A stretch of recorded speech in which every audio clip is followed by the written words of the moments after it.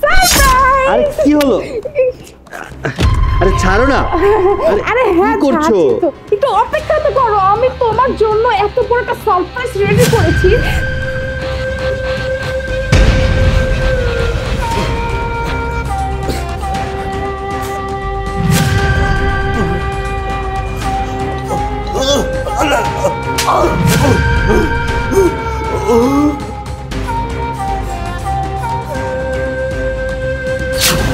আরে দাঁড়াও না, তুমি এত নিরাশ হচ্ছ কেন? হ্যাঁ, আমি এত কষ্ট করে তোমার জন্য একটা অনেক বড় সারপ্রাইজ রেডি করেছি, তুমি একটু ওয়েট করো, তারপর আমি তোমাকে আমার সারপ্রাইজটা দিচ্ছি, বুঝছো? আমার দম বন্ধ হয়ে আসে, ছাড়ো প্লিজ।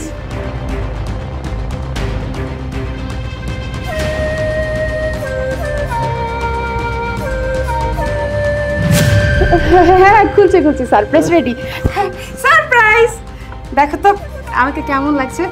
আমি ওয়েস্টার্ন ড্রেস পরেছি, তোমার জন্য সাজুগুজু করেছি তোমাকে সারপ্রাইজ দিব বলে। ভালো লাগছে আমাকে? সেটা ভালো করেই জানি, আমার বেবিটা অলওয়েজ স্মার্ট, সুন্দর এবং কিউট থাকে, আর তোমার খুব ভালো লাগছে। তুমি খুশি হয়েছো? তুমি তো সবসময় সুন্দর, আমার চোখে সবসময় তুমি অতুলনীয়। আচ্ছা, খুব টায়ার্ড লাগছে, মেকআপ করো, চলো ফ্রেশ হতে হবে, খুব টায়ার্ড লাগছে। ঠিক আছে, চলো।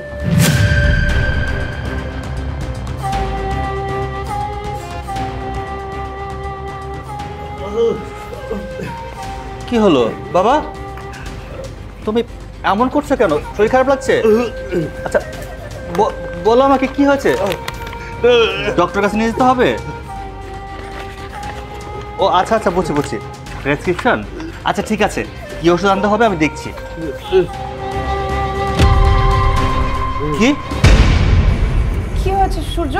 তুমি এভাবে শাউট করে উঠলে যে, কিছু হয়েছে? কিছু না, আসলে হঠাৎ করে কেমন যেন লাগছে, একটু এক গ্লাস পানি এনে দিবে আমাকে? পানি?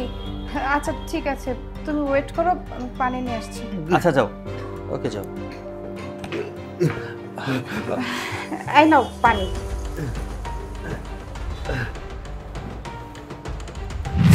কি ব্যাপার, পানি না খেয়ে ওইখানে রেখে দিলে কেন? কেন রেখে দিলাম? আরে কই নিয়ে যাচ্ছ আমাকে? আরে কি করছো? হাত ছাড়ো, লাগছে তো আমার। চুপ, একদম চুপ, একটা কথা বলবে না তুমি।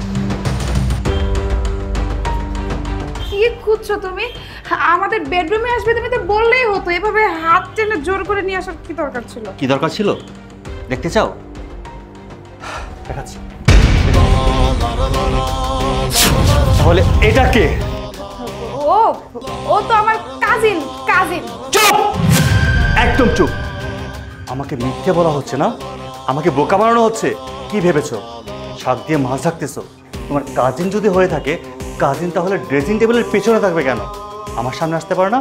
লজ্জা পাচ্ছিল? হ্যাঁ ঠিকই তো, তুমি তো একদম ঠিক কথাই বলেছো। হাই, তুই আমার বাড়িতে এসেছিস, তুই আমার বেডরুমে উঠে গেছিস, তাহলে তুই ড্রেসিং টেবিলের পেছনে কি করছিলি? হ্যাঁ, বেডরুম যেহেতু আছে তুই খাটের উপর বসে থাকবি, তুই ড্রেসিং টেবিলের পেছনে লুকিয়ে কি করছিলি? বাস হয়েছে, অনেক হয়েছে, আর নাটক করতে হবে না। ও যে কে সেটা আমি ভালো করেই জানি। কি অন্যের বউর দিকে কি নজর দিতে খুব ভালো লাগে, তাই না? পরকিয়া করতে খুব মজা। এই তোর সাহস কি করে হলো আমার বাসায় আমার বেডরুমে ঢোকার? আর তোর সাহস কি করে হলো একটা পরপুরুষকে আমার বেডরুমে নিয়ে আসার? সূর্য, আসলে ও আমার এক্স বয়ফ্রেন্ড হয়। তুমি তো বাইরে গিয়েছিলে তাই না, তাই আমি এই সুযোগে ওকে বাড়িতে ডেকে এনেছিলাম, ভেবেছিলাম ওর সাথে কিছুক্ষণ টাইম স্পেন্ড করবো, কিন্তু তুমি যে হুট করে বাড়িতে চলে আসবে আমি বুঝতে পারিনি। সূর্য, আমার ভুল হয়ে গেছে, তুমি প্লিজ আমাকে ক্ষমা করে দাও। কি বললি? ও তোর এক্স বয়ফ্রেন্ড ছিল? তোর যেহেতু এক্স বয়ফ্রেন্ড ছিল, তাহলে আমার লাইফে কেন আসলি? আমার লাইফটা কেন নষ্ট করলি? আমি তোমার জীবন নষ্ট করেছি নাকি তুমি আমার জীবন নষ্ট করেছো? তোমার টাকা পয়সা ধন দৌলত দেখে আমার পরিবার পাগল হয়ে গিয়েছিল। আমি আমার পরিবারকে লিটুর সম্পর্কে বলেছিলাম যে আমি লিটুকে অনেক ভালোবাসি, কিন্তু আমার পরিবার কে কার কথা শুনে? টাকা পয়সা দেখে তো তারা মগ্ন হয়ে গিয়েছিল, মুগ্ধ হয়ে গিয়েছিল তোমার মধ্যে, তাই আমাকে জোর করে তোমার সাথে বিয়ে দিয়ে আমার জীবনটা নষ্ট করে ফেলেছে। তো আমি কি করতাম? হ্যাঁ, কি করতাম? বিয়ে করে কি পেয়েছি? সারা দিন বিজনেস নিয়ে তুমি বিজি থাকো।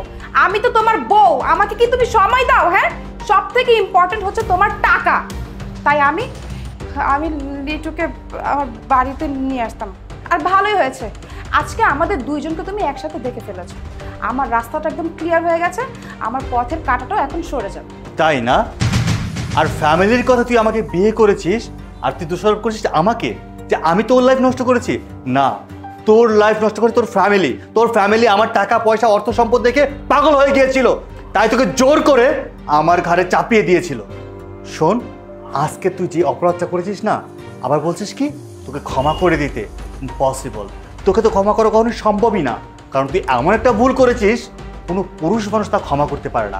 আজকে যদি তোকে আমি ক্ষমা করে দেই না, পুরো পৃথিবীর পুরুষরা আমাকে ধিক্কার জানাবে, আমার উপর থুতু চেটাবে। কারণ কোনো পুরুষই তার স্ত্রীর সাথে অন্য কোনো পরপুরুষকে সহ্য করতে পারে না। আর তুই তো একজন পরপুরুষকে আমার বেডরুম পর্যন্ত নিয়ে আসছিস। সো আমি তোর সাথে এত কথা কেন বলছি? I say get out. যা, বেরিয়ে যা। তোর এই নাগরকে নিয়ে এক্ষুনি আমার বাড়ি থেকে বেরিয়ে যা। আর বাকি জীবনেও যেন আমার এই ত্রিসীমানায় তোকে আমি না দেখি। I say get out. হ্যাঁ, বেরিয়ে যাব। যেহেতু আমাদের দুইজনকে তুমি একসাথে ধরেই ফেলেছো, তাহলে তো এখন আর গোপনীয়তা রেখে কোনো লাভ নেই। আমি তোমার চোখের সামনে দিয়ে এখনই লিটুর হাত ধরে চলে যাব। লিটু, চলো। এখন তো আর কোনো বাধা নেই, তাই না? আমাদের লুকিয়ে আর দেখাও করতে হবে না। এখন আমরা স্বেচ্ছায় সবার সামনে দেখা করব। আমরা বিয়ে করে ফেলবো। চলো যাই। আরে তুমি এটা কি বলছো? তোমাকে বিয়ে করবো আমি? তোমাকে নিয়ে আমি বাইরে যাব? ইম্পসিবল। হয়তোবা তোমার সাথে আমার একটা সম্পর্ক ছিল, সেটা বিয়ের আগে, কিন্তু বিয়ের পরে না আমি শুধুমাত্র তোমাকে ভোগ করেছি। আর তোমার হাজবেন্ডের টাকা পয়সা খাওয়ার জন্যই এতদিন যাবত তোমার সাথে রিলেশনে ছিলাম। বাস, তোমাকে আমার বিয়ে করার কোনো ইচ্ছেই নেই। থাকো তুমি তোমার এইখানে, আমি গেলাম। লিটু, লিটু আমাকে। কি তোমার নাগর তোমাকে নিয়ে গেল না? কি বুঝলে? শোনো, এই পৃথিবীতে না স্বামীর চেয়ে অধিক কোনো পুরুষই কোনো নারীকে ভালোবাসতে পারে না। একজন স্বামী তার স্ত্রীকে সর্বোচ্চ দিয়ে চেষ্টা করে ভালো রাখার জন্য।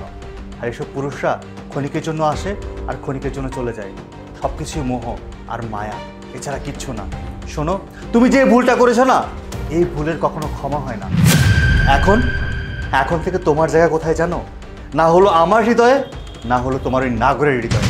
তোমার জায়গা হলো রাস্তায়, ওই নর্দমায়। তোমার মতো নারীদেরকে ওই নর্দমাতেই মানায়। যাও, এখন এই মুহূর্তে আমার বাড়ি থেকে বেরিয়ে যাও।